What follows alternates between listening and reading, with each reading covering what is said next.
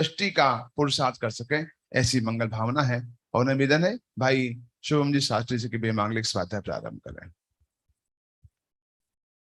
नमो अरिहंताड़म, नमो सिद्धाड़म, नमो आयरियाड़म, नमो वज्रायाड़म, नमो लोहे सविसाहुड़म। मंगलम भगवान वीरो, मंगलम गौतमो गणी, मंगलम कुंद कुंदाद्यो, जैन धर्मोस्तु मंगलम। सर्वे मांगल्य मांगल्यम, सर्वे कल्याणि कारकम, प्रधानां सर्वे धर्माणां, जैनं जयतु शासनम, जैनं जयतु शासनम। नमः समय साराय, स्वानुभूत्या चकाशते, चित्त स्वभावाय भावाय, सर्वे भावांतरच्छिदे। वंदे तु सब सिद्धे, धोमचल मणोभ मम गदिम पत्ते, वोछामि समय पाहुड, मृणमो सुध केवली भड़िदम।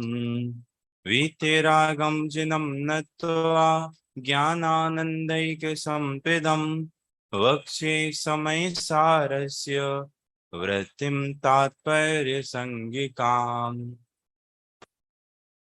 महान आचार्य भगवान कुंद कुंद देव द्वारा लिखित ग्रंथादिराज समय सारजी परमागम, इसकी बहुत इम्पोर्टेंट गाथा, पूज्य गुरुदेव की गाथाएं बहुत प्रिय थी। अभी हमने प्रथम व्याख्यान में को असौ शुद्धात्मेति चेत, वह शुद्धात्मा कौन है, जिसकी चर्चा ग्रंथादिराज समय सार में आचार्य कुंद कुंद भगवान करने वाले हैं। उस शुद्धात्मा की सिद्धि कैसे होती है, साध्य आत्मा की सिद्धि कैसे होती है, इस विषय को लेके हुए आचार्य कुंद कुंद भगवान ने 17 और 18 नंबर की गाथाएं लिखी हैं।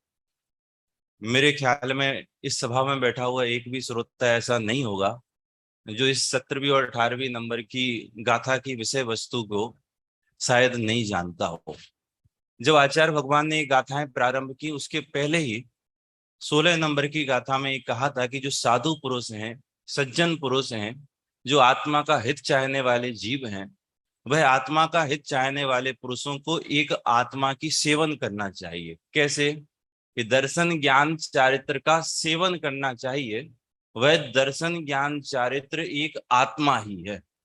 भेद से कहो तो तीन है। उस आत्मा की श्रद्धा, उसका नाम ही दर्शन है।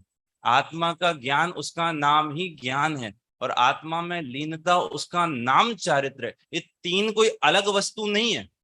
क्या ये तीन अलग वस्तु नहीं है? जब आपसे कहें ना सामने प्रोजेक्टर देखो, तब देखना। अभी तो मैं जो सुना रहा हूं उसको सुन लें।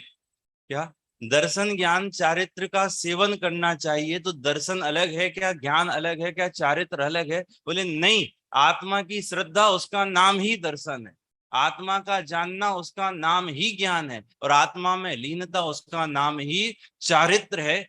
व्यवहार से, भेद से, उपचार से कहना हो तो तीन है, समझाना हो तो तीन है, वास्तव में है तो एक ही आत्मा।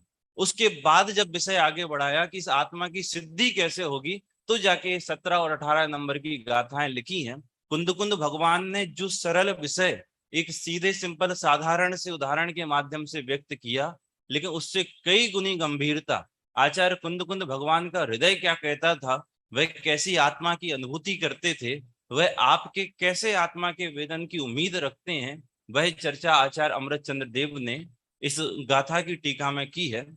पहले एक बार हम सब मिलकर गाथा का पाठ करते हैं, उसके बाद उसका पद्यानुवाद पढ़ेंगे। आइए। जहणाम को विपुरिसो, रायाणम जानी ओण सदह दी, तो तम अणुचर दिपुणो, अथत्योपयतीर्ण, एवं ही जीवराया, राधवो तह असदहे दवो, अणुचरित दबो यपुणो सोचे वे दुमो के कामेण। हरि गीत पढ़ते हैं। ज्यों पुरुष कोई नृपति को भी जाने कर श्रद्धा करे, फिर यत्न से धन अर्थ वो अनुचरण राजा का करे।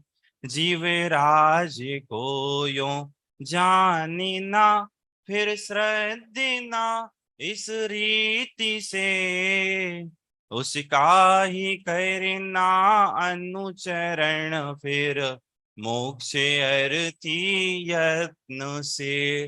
जैसे लोक में कोई धन का अर्थी पुरुष हो, वह धन का अर्थी पुरुष क्या करे कि जिसके पास धन हो पहले उसे जाने कि धन किसके पास मिलेगा, कि धन राजा के पास मिलेगा, तो पहले राजा को जाने कि ये राजा है। जानने के बाद क्या करे कि यही राजा है, इसके पास रहने से, इसके नजदीक रहने से, इसकी सेवा करने से मेरे धन संबंधी प्रयोजन की सिद्धि होगी। अब क्या करे कि जान लिया, श्रद्धान कर लिया, हो गया काम कि नहीं, अब उसकी सेवा करे, उसको बहलाए, उसको फुसलाए, उसकी बैयावृत्ति करे, जैसे बने तैसे उस राजा को प्रसन्न करके अपने धन संबंधी प्रयोजन की सिद्धि करता है। एक सामान्य सा उदाहरण है। यहाँ धनार्थी का उदाहरण दिया। आप लौकिक में किसी भी क्षेत्र में चले जाना, यदि आपको सीए बनना है तो सीए को जान, उसकी श्रद्धा कर, उसका अनुचरण कर। इंजीनियरिंग करनी है तो पहले जान, फिर श्रद्धा कर, फिर अनुचरण कर। यदि एमबीबीएस करनी है तो पहले जान, फिर श्रद्धा कर, फिर अनुचरण कर। जैसे लोक में ये पद्धति है, पहले जानना, फिर श्रद्धान करना, फिर अनुचरण करना। इसके अलावा कोई दूसरा उपाय नहीं भाई साहब, इसके अलावा कोई दूसरा उपाय नहीं है। पहले तो जानना पड़ेगा, पहले तो जानना पड़ेगा कि ये राजा है, तब जाके तेरे धन संबंधी प्रयोजन की सिद्धि होगी। यहां एक बात बड़े जोर से कह रहे हैं कि यदि धनार्थी हो तो, यदि धनार्थी ना हो तो तुझे राजा को जानने की आवश्यकता नहीं है। यदि धनार्थी नहीं है तो तुझे श्रद्धा करने की आवश्यकता नहीं। यदि तू विद्यार्थी है तो राजा के पास मत जा, यदि तू व्यापारार्थी है तो राजा के पास मत जा, विद्यार्थी है तो किसी अध्यापक के पास जा, यदि व्यापार का अर्थी है तो किसी अच्छे व्यापारी के पास जा, यदि तू एमबीबीएस करना चाहता है तो किसी डॉक्टर के पास जा, लेकिन यदि धन चाहता है तो पहले राजा को जान। क्या हमने तो आज तक ये पढ़ा था, पहले श्रद्धा करो फिर जानो फिर सेवा करना। यहाँ तो कुंद कुंद भगवान बिल्कुल अलग लिख रहे हैं, पहले जान, पहले जान, श्रद्धा बाद में करना। और आज तक यही पढ़ाई करते हुए आ रहे हैं कि पहले जाने और बाद में श्रद्धा करें। तो इस ज्ञान का क्या पता, श्रद्धा पूर्वक ज्ञान ही सच्चा होता है। यही पढ़ा क्या नहीं, सम्यक श्रद्धा धारी पुनि सेवहु सम्यक ज्ञान। और यहां तो कह रहे हैं पहले जान। तत्वार सूत्र में लिख दिया सम्यक दर्शन ज्ञान चारित्राणी मोक्ष मार्गा। पहले श्रद्धा, श्रद्धा पूर्वक ज्ञान, और श्रद्धा ज्ञान पूर्वक वो आचरण उदित होता है। और यहाँ कह रहे हैं पहले जान। अभी टीका में तो ये कहने वाले हैं जाने बिना की श्रद्धा गधे के सींग के समान। करें तो करें क्या, पहले जाने के श्रद्धा करें, पहले श्रद्धा करें कि जाने। करना धरना कुछ नहीं है, समझना है। यहाँ जो ये कह रहे हैं ना पहले जान, यह सम्यक ज्ञान की बात नहीं कह रहे। यहाँ किसकी बात नहीं कह रहे, यहाँ सम्यक ज्ञान की बात नहीं कर रहे, यहाँ मात्र सामान्य जानकारी की बात कर रहे हैं कि पहले तुझे जो जिस बात की श्रद्धा करनी है, पहले वस्तु का तो निर्णय हो कि ये कोई वस्तु है। अभी सम्यक ज्ञान और मिथ्या ज्ञान की बात नहीं है कि सम्यक ज्ञान है क्या मिथ्या ज्ञान है। अभी तो सामान्य जानकारी की कह रहे हैं कि ये राजा है। अब जब राजा को जाना और फिर श्रद्धा की तो यही ज्ञान सम्यक नाम पाता है। बहुत प्रसिद्ध बात है कि बिना श्रद्धा के जो ज्ञान है उसका नाम मिथ्या ज्ञान। ज्ञान में कोई मिथ्या और सम्यक का भेद होता ही नहीं। ज्ञान कभी ना सम्यक होता है और ना मिथ्या होता है। ज्ञान तो ज्ञान होता है, या ज्ञान या अज्ञान, जानना या अज्ञान होना। मिथ्या ज्ञान का तो कोई है ही नहीं गणित, लेकिन मिथ्या ज्ञानी का सारा ज्ञान उसका नाम मिथ्या ज्ञान, और सम्यक ज्ञानी का सारा ज्ञान उसका नाम सम्यक ज्ञान। जो आत्मा को जानते हैं वो सब वस्तुओं को जानते हैं, और जो आत्मा को नहीं जानते वो एक भी वस्तु को नहीं जानते। कैसी बात कर रहे हैं, माइक को जान रहे हैं क्या नहीं, आप हमको जान रहे हैं क्या नहीं, हम आपको जान रहे हैं क्या नहीं। अरे आपका और हमारा जानना 3 विपरीतताओं के साथ होता है। कितनी विपरीतताओं के साथ, 3 विपरीतताओं के साथ होता है। स्वरूप विपरीतता, भेदा भेद विपरीतता, कारण विपरीतता। हम एक वस्तु का ज्ञान नहीं करते, और जो इस माइक को यदि पंखा भी कहे लेकिन आत्मा को जानता है तो वो स्वरूप जानता है कि मुझसे भिन्न है, ये मेरा नहीं है, मैं इसका करता नहीं हूं। उसके ज्ञान को आचार्य भगवंत ने सम्यक ज्ञान संज्ञा दी।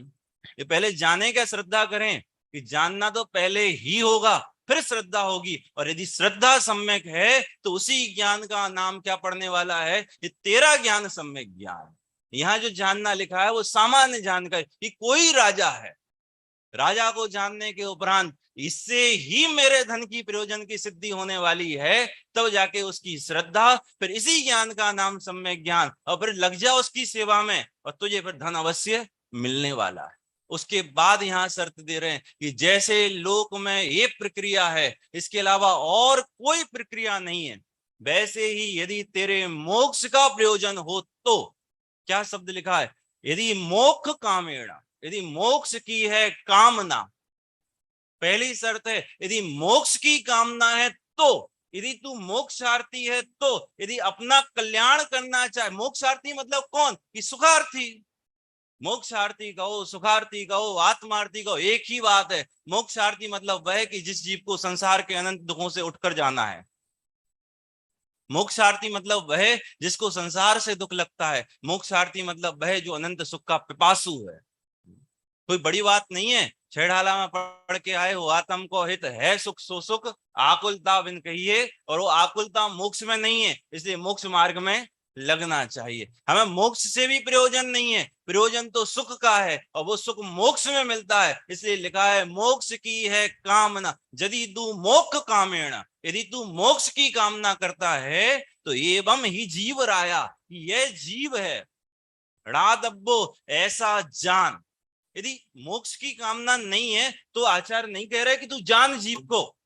यदि तुझे विद्या अर्जन की कामना है, तुझे धन की कामना है, यदि तुझे डॉक्टरी की कामना है तो मत जान जीव को, कोई आवश्यकता नहीं है। यदि मोक्ष की कामना है, टोडामल जी साहब ने जहां अधिकार को अंत करते हैं वहां लिखते हैं, यदि मैंने जैसा कहा है तुझे ऐसा लगता हो तो, लगभग ये बात उन्होंने कही है, मैंने ऐसा दुखों का स्वरूप बताया है, यदि तुझे ऐसे दुख प्रतिभाषित होते हो तो, और यदि नहीं लगता है तो ठहर जा, फिर से पढ़।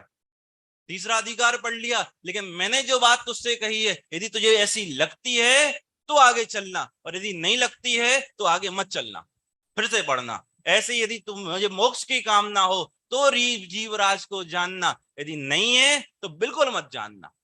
तो कहते मेरी बला से मत जान, काय को टाइम खराब करेगा, टाइम खोटी करना क्यों? पहले में पहले शर्त है यदि मोक्षार्थी हो तो जीवराज को जान। जानने के उपरांत क्या करें? जानने के बाद ये मान ये ही जीव है।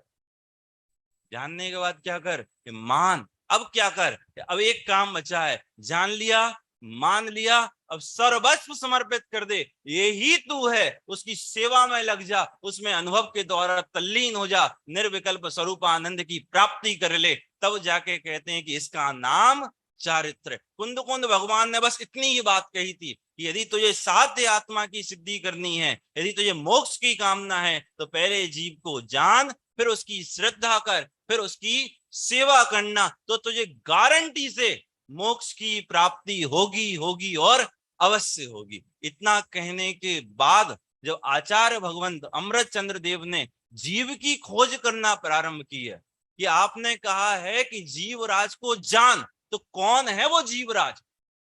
आपने कहा है कि जीव की श्रद्धा कर, तो कैसा है वो जीवराज? कहाँ मिलेगा, कितना मिलेगा, किस रूप में मिलेगा, तब जाके जीव कहाँ, कैसा, कितना है। तो आचार्य अमृतचंद्र देव ने बहुत कमाल किया है, वो चर्चा मैं यहाँ से पढ़ना प्रारंभ करूं उसके पूर्व जो मैंने अभी आपको गाथार्थ का भाव समझाया है, मैं वो टीका की सिर्फ पंक्तियां पढ़ रहा हूं। भाव आपने यदि सुना होगा तो समझ में आ गया होगा। देखिए, निश्चय से जैसे कोई धन का अर्थी पुरुष बहुत उद्यम से पहले तो राजा को जाने कि यह राजा है, फिर उसी का श्रद्धान करे कि यह अवश्य राजा ही है, इसकी सेवा करने से अवश्य धन की प्राप्ति होगी, और फिर उसी का अनुचरण करे, सेवा करे, आज्ञा में रहे, उसे प्रसन्न करे। इसी प्रकार मोक्षार्थी पुरुष को पहले तो आत्मा को जानना चाहिए और फिर उसी का श्रद्धान करना चाहिए कि यही आत्मा है। इसका आचरण करने से अवश्य कर्मों से छूटा जा सकेगा और फिर उसी का अनुचरण करना चाहिए। अनुचरण मतलब क्या? ये अनुभव के द्वारा उसमें लीन होना चाहिए, क्योंकि साध्य जो निष्कर्म अवस्था रूप अभेद शुद्ध स्वरूप, क्या शब्द लिखा है? साध्य जो निष्कर्म अवस्था रूप अभेद शुद्ध स्वरूप कहाँ है? क्या शब्द लिखा है? साध्य जिसकी मुझे साधना करनी है वो साध्य, निष्कर्म जो कर्म कलंक से रहित है, और अभेद जिसमें कोई विकल्प भेद नहीं है, ऐसा साध्य निष्कर्म अभेद और शुद्ध स्वरूप कौन? कौन? जो जीवराज, जो अभी छठवीं गाथा में पहले प्रवचन में आपने सुना था, रवि हो दिया पमत्तो जान गो दुज भावो। उसके बाद दूसरी अगली गाथा में लिखा है रवि राणम ण चरितम रणदंसड़म जान गो शुद्धो। जो कुछ है सो व्यवहार है, पर्याय भेद कहना सो व्यवहार है, गुण भेद कहना सो व्यवहार है। व्यवहार मतलब ऐसा है नहीं, वास्तविक आत्मा तो ये लिखा है साध्य निष्कर्म अवस्था रूप जो अभेद शुद्ध स्वरूप।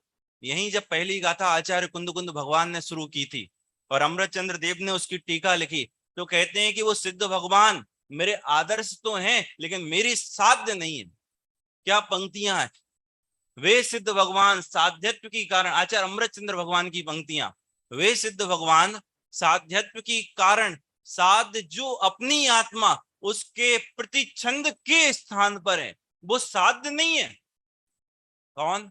वो सिद्ध परमात्मा भी मेरे साध्य नहीं है, साध्य तो एक आत्मा ही है। यहां लिख रहे हैं कि साध्य जो निष्कर्म अवस्था रूप अभेद शुद्ध स्वरूप, उसकी सिद्धि की, उसकी प्राप्ति की, उसमें लीन होने की इसी प्रकार उत्पत्ति है। इसी प्रकार से उसकी उत्पत्ति होती है, अन्यथा अनुपत्ति है। आत्मा को प्राप्त करने की एकमात्र यही रीति है कि उसको जानना, उसका श्रद्धान करना, फिर अनुभव के द्वारा उसमें लीन हो जाना।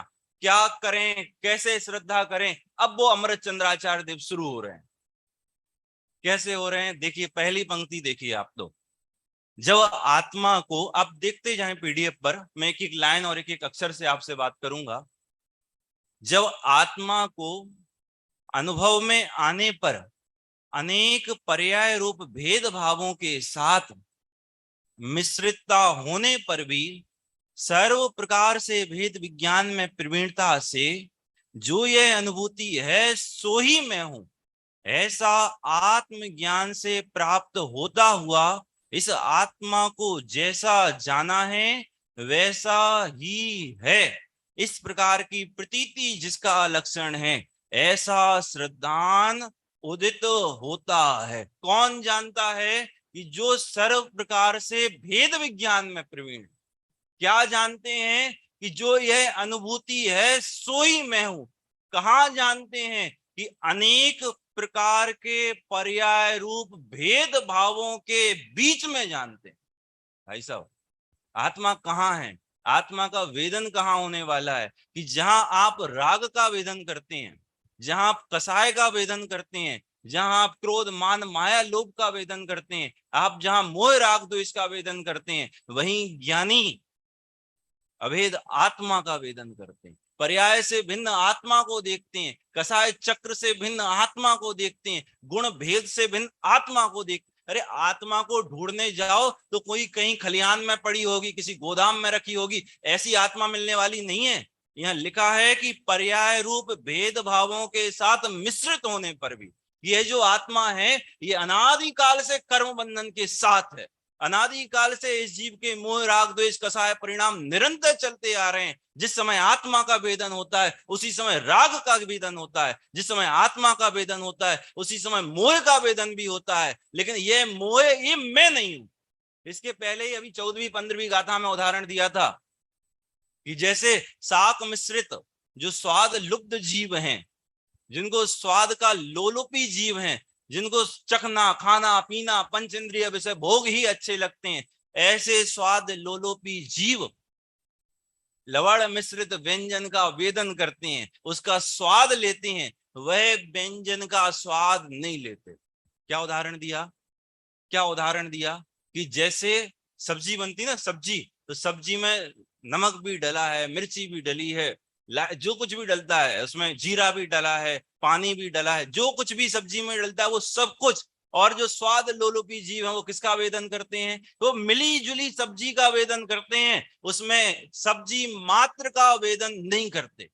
ऐसे ही जो अज्ञानी जीव हैं, ये लोलुपी जीव हैं, ये लुप्त जीव हैं, वह गेयों के ज्ञान में ज्ञान मात्र आत्मा का वेदन नहीं करते, वह गेयाकार आत्मा का वेदन करते हैं, वह गे मिश्रित आत्मा का वेदन करते हैं, गे से भिन्न आत्मा का वेदन नहीं करते। जिस समय सब्जी में नमक डला है, मिर्ची डली है, जीरा डला है, जीरा जीरा है, मिर्ची मिर्ची है, नमक नमक है, सब्जी सब्जी है, ऐसे ही गाय के ज्ञान में जब अनेक परिणतियां झलकती हैं, अनेक अवस्थाएं झलकती हैं, अनेक पर्यायों का वेदन, वेदन मतलब ज्ञान होता है, उस समय भी ज्ञान ज्ञान है, ये है। क्या ये वेदन करता है तो कुछ अलग अलग भिन्न भिन्न करता हो, ऐसी कोई विधि नहीं है। उसी काल में, उसी समय यदि आपको सब्जी में से नमक के साथ मिली हुई सब्जी का स्वाद लेना है तो नमक के साथ लेके बताओ, तब जाके आप भेद विज्ञान में प्रवीण हैं। ऐसे ही आपको ज्ञायक का वेदन करना है तो आपको गे को जानते समय ही ज्ञायक का वेदन करना पड़ेगा, क्योंकि ज्ञायक बिना गे को जाने बिना एक समय नहीं रहता। या ज्ञायक में गे ना झलके, ज्ञान गे को ना जाने, ऐसा एक भी समय नहीं जाता कि एक बार तू रुक जा, मेरे ज्ञान में मैं जानने में आ जाऊं, तू जानने में मत आ। एक समय के लिए भी सुपर प्रकाशक शक्ति के बिना का द्रव नहीं रहता, एक समय के लिए। ज्ञेयाकार ज्ञान में ही ज्ञान मात्र का अनुभव ज्ञानी करते हैं। ज्ञेयाकार भी उपचार से है, वास्तव में है तो ज्ञानाकार है। क्या लिखा है, आत्मा को अनुभव में आने पर कौन, कि अनेक पर्याय रूप भेदभाव, हमारी आपकी परिणति मिला लेना, कि जिस समय मुझे मेरा वेदन होता है उस समय मुझे मेरे साथ राग का, द्वेष का, कसाय चक्र का, सबका वेदन चल रहा। उसी समय जो भेद विज्ञान में प्रवीण पुरुष हैं वो ये जानते हैं कि यह जो अनुभूति है, ये जो जानना है, ये मैं हूं। जो आत्मा पकड़ में क्यों नहीं आती, क्योंकि आत्मा जैसी है हम वैसी पकड़ना नहीं चाहते। आत्मा जाने, आत्मा जाने, आत्मा जाने, आत्मा को जानने की इच्छा मात्र रखते हैं, लेकिन आत्मा जानना चाहते नहीं है ईमानदारी से। क्या कह रहे हो, हम आत्मा नहीं जानते, हम आत्मा नहीं जानना चाहते, जबरदस्ती ऐसी गर्मी में बैठे हैं, घर छोड़ के आए हैं, हाँ ढक के खाते हुए आए हैं, आपको पता नहीं है आत्मा को जानने के लिए तो आए हैं पक्का। हाँ, आपको पता है आत्मा है कौन, आत्मा है कौन, आत्मा ज्ञायक है। ज्ञायक का वेदन ज्ञान ज्ञान ज्ञान ज्ञान, इसके अलावा कुछ नहीं होता। यदि आपको आत्मा को पकड़ना है तो आपको ज्ञायक ही मानना पड़ेगा, उसके अलावा और कोई उपाय नहीं। रसगुल्ला चाहिए, रसगुल्ला हमें खारा चाहिए, मिल जाएगा। शक्कर चाहिए, हमें शक्कर तीखी चाहिए, 3 काल में नहीं मिलने वाली, क्योंकि शक्कर तीखी नहीं मिलेगी। यदि तो शक्कर चाहिए तो मीठी ही लेनी पड़ेगी। आत्मा का वेदन करना है तो आत्मा का वेदन कोई लड्डू की तरह वेदन में नहीं आने वाला, कोई भूत प्रेत नहीं है कि आपको दिख जाएगा और आप वेदन कर लेना। अरे उसका वेदन ज्ञान है।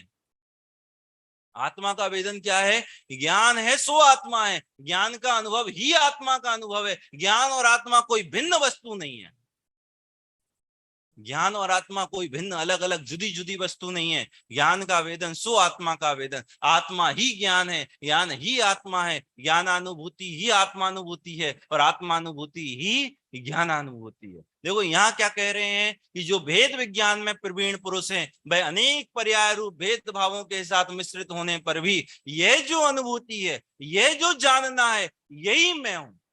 देखो त्रिकाली ध्रुव भगवान आत्मा पर्याय में आके नहीं बैठने वाला है। अव्यक्त की व्यक्तता व्यक्त पर्याय में होती है। त्रिकाली का तो वेदन भी नहीं है, वेदन भी उस पर्याय का है जो अपने को ये कहती है कि ज्ञायक हूं। वेदन भी उस पर्याय का है जो ये कहती है कि मैं ज्ञायक नहीं हूं। ज्ञायक मानने वाली पर्याय वो मिथ्यात्व की, नहीं मानने वाली पर्याय वो मिथ्यात्व की, और ज्ञायक मानने वाली पर्याय वो सम्यक की। सब काम इसमें होने वाला है। इसलिए वो त्रिकाली ध्रुव भगवान आत्मा जो जानने वाला है उसको साध्य बनाया है, इस जानन क्रिया को साधन बनाया है। जानन क्रिया को साधन बनाकर उस जानने वाले को पकड़ा है, क्योंकि प्रसिद्ध से प्रसिद्धि करनी है। ये तो अप्रसिद्ध है, जानने वाला सामने नहीं आता, सामने तो उसकी जानन पर्याय आती है। तो कह रहे हैं कि यह जो जानना जानना जानना जानना जानना हो रहा है, राग का ज्ञान, कसाय का ज्ञान, यह जो जान रहा है सो ही मैं हूं। यह जो अनुभूति है सो ही मैं हूं, ऐसा भेद विज्ञान में प्रवीण पुरुष जानते हैं और ऐसी ही वह श्रद्धा करते हैं। इससे भिन्न अलग जुदी कोई श्रद्धा उस भेद विज्ञानी पुरुष के नहीं होती। देखिए, जब आत्मा को अनुभव में आने पर अनेक पर्याय रूप भेदभावों के साथ मिश्रितता होने पर भी सर्व प्रकार से भेद विज्ञान में प्रवीणता से जो यह अनुभूति है सो ही मैं हूं, ऐसे आत्मज्ञान से प्राप्त होता हुआ इस आत्मा को जैसा जाना है, कैसा जाना है, ये अनुभूति जैसा जाना है वैसा ही है। इस प्रकार की प्रतीति जिसका लक्षण है, ऐसा श्रद्धान उदित होता है।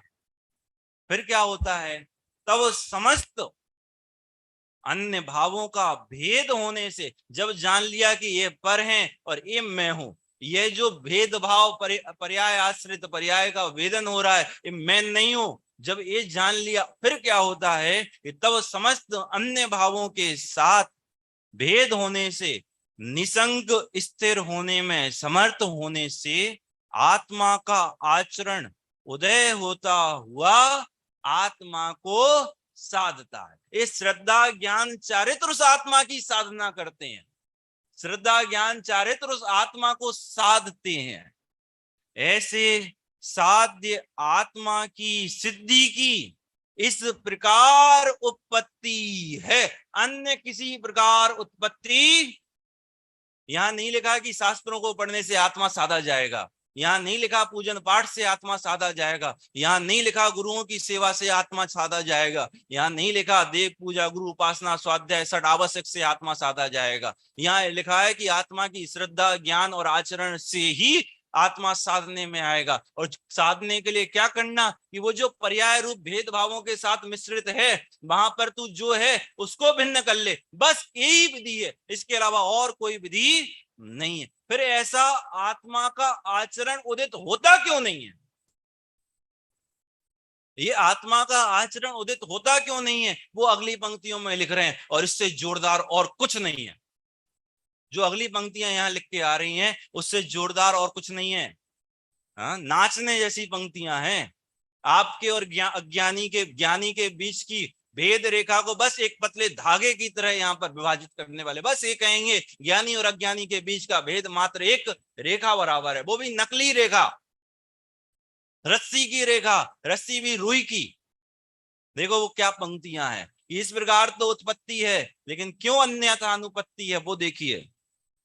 परंतु जब ऐसा कैसा कि जो अनुभूति है ऐसा अनुभूति स्वरूप भगवान आत्मा, कौन, कि अनुभव में आने वाला भगवान आत्मा, प्रति समय जानने में आने वाला भगवान आत्मा जानने में आ रहा है। देखो, जानने में आता हुआ भगवान आत्मा, क्या जानने में आएगा नहीं, जानने जाना नहीं, जानने में आता हुआ कह रहे हैं, अभी अभी आता हुआ, हर समय आता हुआ, जब रहो तब आता हुआ।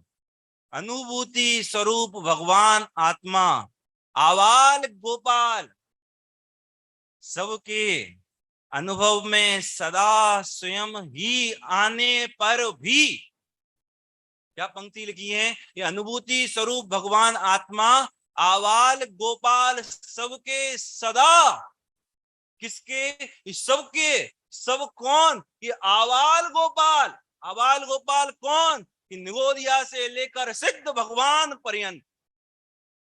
आवाल गोपाल कौन, कि जिसके अक्षर के अनंत पे भाग बराबर ज्ञान है, ऐसा और कौन कि जो तीन लोक तीन कालवर्ती समस्त पदार्थों को एक साथ एक समय में जाते हैं, ऐसा इन सब के, अज्ञानी के, ज्ञानी के, एक छोटे से बच्चे के, एक 80 साल के वृद्ध के, सबके, मुनियों के, अरिहंतों के, सिद्ध के, सबके अनुभव में प्रति समय। क्या कह रहे हो? इतना जोर क्यों लगा रहे हो? जोर इसलिए लगा रहे हैं कि आप ये जान लें कि आपके जानने में आप आ रहे हैं। आप ये जान लें कि आपके ज्ञान में आत्मा आ रहा है। ऐसे अनेक मत मतांतर खड़े हैं जो ये कहते हैं कि आत्मा का तो ज्ञान होता ही नहीं है। क्या कहते हैं? आत्मा तो जानने में आता ही नहीं है, आत्मा को तो जानने जाना पड़ेगा, इसको शास्त्रों से जानो, उन पंडित जी के प्रवचनों से जानो, उनके स्वाध्याय से जानो। अरे यहाँ ये कह रहे हैं सबके आत्मा ही जानने में आ रहा है। और दूसरी बात कह रहा हूं, हमारे जानने में ज्ञायक ही आता है, ज्ञान ही आता है, हमारे जानने में ज्ञेय कभी आते ही नहीं। क्या अभी अभी कह रहे थे कि स्वर प्रकाशक है, अब कह रहे हो मात्र आत्मा अपने को ही जानता है, ज्ञेय को जानते ही नहीं है। मैं ये कह रहा हूं कि मेरे जानने में सिर्फ मैं ही आता हूं, मेरे अलावा दुनिया का कोई भी पदार्थ मेरे ज्ञान का ज्ञेय नहीं बनता। एक हाथ से मत पकड़ना। जब जहां जैसा जिस अपेक्षा से कथन किया जा रहा है, तब वहां वैसा उस अपेक्षा से कथन समझना। पारमार्थिक कथन को पारमार्थिक समझना, उपचरित कथन को उपचरित समझना। अभी मैं पारमार्थिक कथन कह रहा हूं कि जानने में सिर्फ ज्ञायक आता है, जानने में सिर्फ जानने वाला आता है, इसके जानने में पर कभी जानने में आता ही नहीं है। सच्चाई में आत्मा पर को नहीं जानता, जानने में सिर्फ ज्ञान आता है। फिर इन सबको जान रहे हो क्या? नहीं जान रहे हो क्या? नहीं। अरे अनेकाकार हुआ, एक रूप ज्ञान है, ज्ञान का ज्ञान है, ज्ञेय का ज्ञान नहीं है। ज्ञान से ज्ञान है, ज्ञेय से ज्ञान नहीं है। ज्ञेय ज्ञान में जाता नहीं, ज्ञेय ज्ञान में आते नहीं। ज्ञेय कभी ज्ञान रूप होते नहीं, ज्ञान कभी ज्ञेय रूप नहीं होता। दर्पण में जाके देखो अपने आप को, कितने हो गए? एक कमरे में 100 दर्पण लगा दिए। कितने दर्पण भाई साहब? एक कमरे में मैंने 100 दर्पण लगा दिए, 100 दर्पणों में आपका 100 प्रतिबिंब बन रहे हैं। आप कितने हुए? आप कितने हुए? आप एक हुए। और ये 100 क्या है? ये 100 दर्पण है। ये 100 क्या है? दर्पण है। ऐसे ही मेरे ज्ञान दर्पण में जो ज्ञेय झलकते हैं वो वास्तव में ज्ञेय नहीं, वो ज्ञान है, उसी का ज्ञान है। इसका ज्ञान है, उसी का ज्ञान है। ज्ञान में ज्ञान ही जानने में आता है। हाँ? ज्ञान में ज्ञान को ज्ञान जाने नहीं, कौन कहता उसे ज्ञान की बानगी। सुना है? कहाँ लिखा है? 170 तीर्थंकर महामंडल विधान। ज्ञान में ज्ञान को ज्ञान जाने नहीं, कौन कहता इसे ज्ञान की बानगी। ज्ञान में जो समर्पित है गेयावली, ओ सिणाही करे ज्ञान सामान की। ज्ञान में जो समर्पित गेयावली है वो ज्ञान सामान की घोषणा करती है, और तू कहता है ज्ञायक जानने में नहीं आता। वहीं एक पंक्ति लिखती है, ज्ञान में ज्ञेय की गंध आती नहीं। ज्ञान में ज्ञेय की गंध नहीं आती, तू कहता है ज्ञान में ज्ञेय आता है। एक बल्ब लगा है और भाई साहब कह रहे हैं भाई साहब बल्ब देखना है, दूसरा बल्ब लेके आओ। एक गायक पूरी दुनिया को जानता है और खुद को जानने के लिए किसी दूसरे गायक की आवश्यकता पड़ेगी। अरे ज्ञान में झलकने वाली ज्ञेय की जो पंक्तियां हैं वो उस गायक की प्रसिद्धि करती हैं कि तू जानने वाला है। इसलिए यहां लिखा कि अनुभूति स्वरूप भगवान आत्मा आवाल गोपाल सबके हर समय। एक समय ऐसा नहीं जाता जब ज्ञान में गायक की प्रसिद्धि नहीं होती हो। एक समय ऐसा नहीं जाता जब ज्ञान में ज्ञानक गायक जानने में नहीं आता हो। यदि एक समय भी ऐसा चला जाए तो ये समझ लेना गायक जड़ हो जाएगा। क्या कहा? यदि आत्मा आत्मा के जानने में नहीं आए तो आत्मा जड़ हो जाएगा।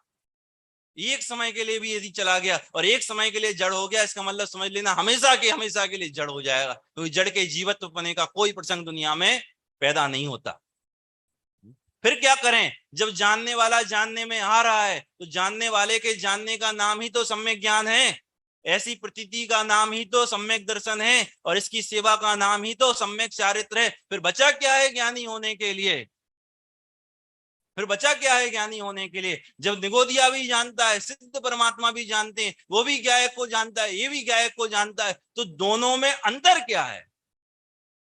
तो दोनों में अंतर क्या है? अंतर सिर्फ इतना सा है कि वो ये जानते हैं कि मेरे जानने में गायक आता है, और हम ये नहीं मानते कि हमारे जानने में गायक ही आता है। बस इतना अंतर है कि वो हम जो अनेक पर्याय रूप भेदभाव हैं उनमें ऐसे मस्त हैं, उसमें मेरा वेदन है उसको नहीं जानते। मैं राग को जानता हूं, राग को जानता हूं, तो जानता है क्या नहीं जानता है?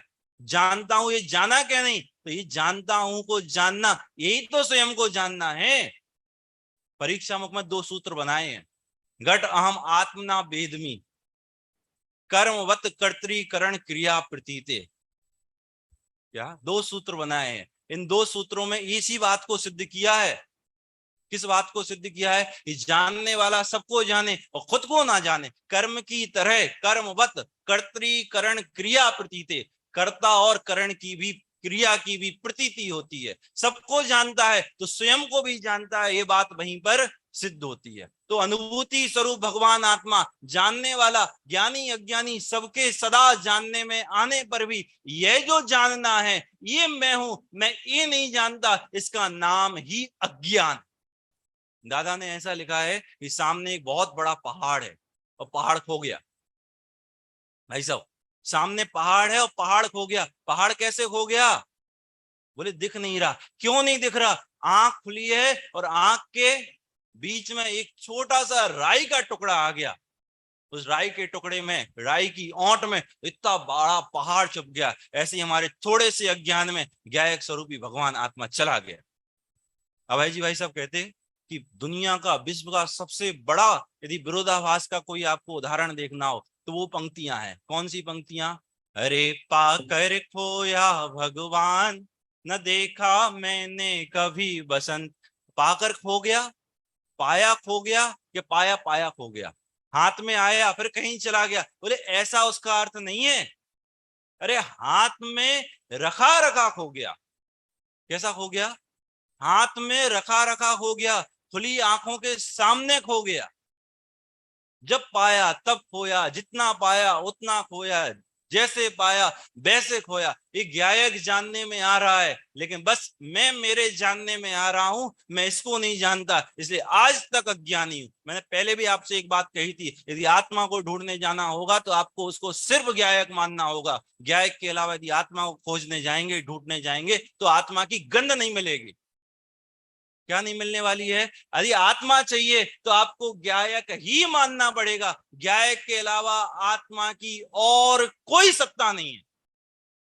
आत्मा की और कोई सत्ता नहीं है, तुझे गायक मानना पड़ेगा, तभी जाके अनंत संसार का तेरा दुख उतरेगा। और कोई उपाय नहीं है। कुछ कर लो, भगवान की पूजा करनी है, स्वाध्याय करना है, संयम करना है, भगवान की पूजा का भी तू गायक है। और उस समय भी गायक ही वेदन में आता है। हम अपने अज्ञान से भले जो चाहे मानते रहें, लेकिन दुनिया पलटने वाली नहीं है। अंतिम पंक्तियां पढ़ रहा हूं, देखिए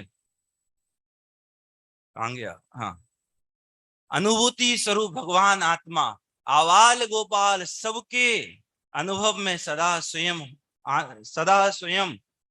आने पर भी अनादि बंध के बस पर द्रव्यों के साथ एकत्व के निश्चय से मूढ़ अज्ञानी जन को जो यह अनुभूति है वही मैं हूं। ये जो अनादि काल से पर पर्यायों के प्रति का इसका एकत्व है। इसने कभी अपने को गायक माना नहीं है। गलती इसकी नहीं है। पर सत्ता में प्रतिबद्ध कीर मरकट सी गहल अनंत। अनादिकाल से अपने को क्या देखा है? ये शरीर देखा है। अनादिकाल से अपने को क्या देखा है? ये कर्म देखा है। अनादि को लिखा है ना, काम भोग बंधन की कथा तो इस जीव ने अनंतों बार सुनी है। जब गायक की बात करने जाते हैं तो इसे सुहाती नहीं है, क्योंकि वो कभी देखी नहीं है, सुनी नहीं है, परिचय में नहीं है, इसलिए वो गायक आत्मा कभी प्रतीति में नहीं आता। क्या शब्द लिख रहे हैं कि ऐसा जो अनुभूति स्वरूप भगवान आत्मा है वह मेरे और आपके प्रसिद्ध क्यों नहीं होता? तो उसका कारण क्या है? अनादि बंध के वश पर द्रव्यों के साथ एकत्व के निश्चय से मूढ़, ये मूढ़ता है, कभी पर द्रव्यों के साथ एकत्व हो नहीं जाता। ऐसा तुम अपनी सत्ता में, अपने ज्ञान में, अपने आविवेक में, अपने अज्ञान में मानते रहो, सो मानते रहो, तुम्हारी मर्जी है, लेकिन वो कभी एक पदे को प्राप्त होने वाले नहीं है। एकत्व के निश्चय से मूढ़ अज्ञानी जन को जो यह अनुभूति है, यह जो जानना जानना जानना हो रहा है, वह मैं हूं, यह जो अनुभूति है वही मैं हूं, ऐसा आत्मज्ञान उदित नहीं होता। जो अपने को नहीं जानते, ऐसे जीवों को उस आत्मज्ञान के अभाव में, उसके अभाव से अज्ञात का श्रद्धान गधे के सींग के श्रद्धान के समान है। आत्मा को नहीं जानेगा तो उसका विश्वास कैसे करेगा? पता ही नहीं है कि कोई आत्मा नाम की ज्ञायक वस्तु है, वह जानन क्रिया के द्वारा व्यक्त होती है, और वह प्रसिद्ध किसको करती है? कि ज्ञायक जानने वाले को प्रसिद्ध करती है। जब ऐसा नहीं जानता तो उसकी वैसी प्रतीति भी नहीं होती, और जाने बिना, श्रद्धा बिना जब प्रतीति और ज्ञान सम्यक नहीं है, तब आचरण की कोई उम्मीद इस जीव से नहीं की जाती। वही आगे लिख रहे हैं, ऐसा आत्मज्ञान उदित नहीं होता, और उसके अभाव से अज्ञात का श्रद्धान गधी के श्रद्धान के समान है, इसलिए श्रद्धान भी उदित नहीं होता। तब समस्त, अब उल्टा कर लेना, वो जो ज्ञानी के लिए लिखा था वो वैदिक विज्ञान में प्रवीण पुरुष था, अभी अज्ञानी के लिए लिख रहे हैं कि तब समस्त अन्य भावों के भेद से आत्मा में निशंक होने की असमर्थता के कारण आत्मा का आचरण उदित ना होने से आत्मा को नहीं साध सकता। इस प्रकार साध्य आत्मा की सिद्धि की, अन्यथा अनुपपत्ति है। जो आत्मा को अनुभूति स्वरूप नहीं मानकर आत्मा को अन्य अन्य पर्याय वाला, भेद वाला, राग वाला, कसाय वाला, अथवा राग वाले और ज्ञान वाले को मिक्स करके आत्मा का ज्ञान करते हैं, वैसी प्रतीति करते हैं, वैसा विश्वास करते हैं, वैसा आचरण करते हैं, ऐसे जीव के आत्मा की सिद्धि त्यों काल में होने वाली नहीं है। हमारे और आपके आत्मा का ये जो अनुभूति, ये जो जानना है, उस जानन क्रिया के द्वारा जानने वाला ज्ञायक प्रसिद्ध होवे, और ज्ञायक की प्रसिद्धि में हमारे साथ आत्मा की सिद्धि हो, और आत्मा की सिद्धि में हमारा मोक्ष मार्ग प्रशस्त हो। इस मंगल भावना से मैं अभी यहीं पर विराम देता हूं। अभी हम सबने पंडित शुभम जी शास्त्री के माध्यम से समय सार में आचार्य कुंद का जो आदेश है, प्रत्येक आबाल गोपाल को शुद्धात्मा अनुभव में आ रहा है, लेकिन कैसे आ रहा है ये नहीं पता है, आ तो रहा ही है। तो दोनों अपेक्षाओं चर्चा की, ज्ञानी की क्या परिभाषा